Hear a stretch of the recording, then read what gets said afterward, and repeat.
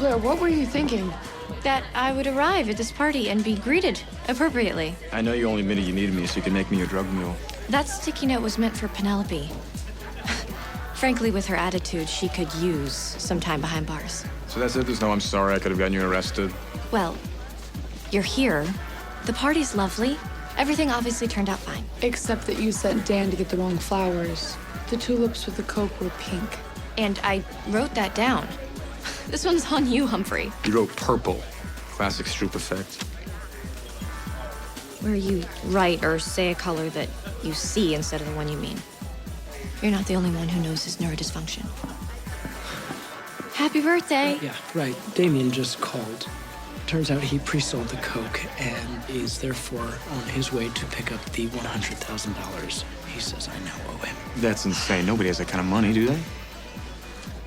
Not on them, but we need it now or he's gonna out Mom here tonight. It's your 18th birthday, which means the checkbook to your Rhodes Trust Fund is somewhere in that pile of presents. Okay. All right, let's get unwrapping. I know you're thinking that Stroop is one of the symptoms of chronic fatigue, but I'm not even tired. You do realize you're wearing two different shoes.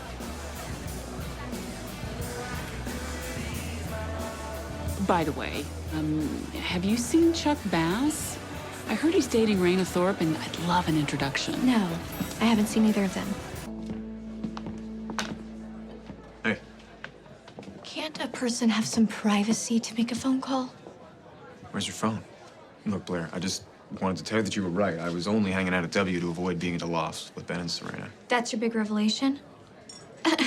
I think you've actually gotten less smart since high school, Humphrey. Oh, right, you go to NYU. Well, I'm smart enough to see that your race to greatness has come down to a competition with Raina. That's ridiculous. She's from the Midwest. You're the one wearing two different shoes.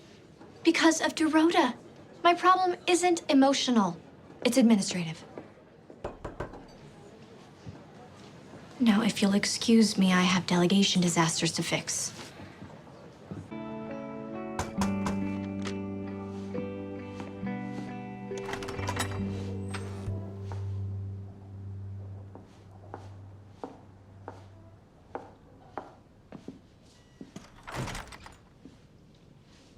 Your friend's fashion metaphor was well executed, but did not save my job. You got fired? / quit.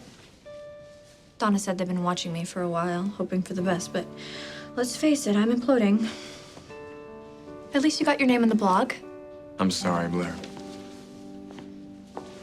I thought that if I could be the Blair Waldorf that I want to be, a little sooner, that maybe I could return to Chuck before he fell for someone else.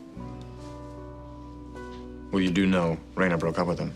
Yes, in my head, but in my heart, I feel further away than ever. Tonight, he's thinking about a different girl. And meanwhile, I lost my job, I failed a test. I almost got my best friend's mother arrested. And I'm in Brooklyn talking about it to Dan Humphrey. Well, I'm about to order some pizza, if you want to stay. I think someone Freaky Friday'd me. This can't possibly be my life. Well, it is. What do you want? Gourmet, I suppose. You're the worst kind, Dair, an intellectual snob. Maybe it's better sometimes to just get what you need. XOXO, Gossip Girl.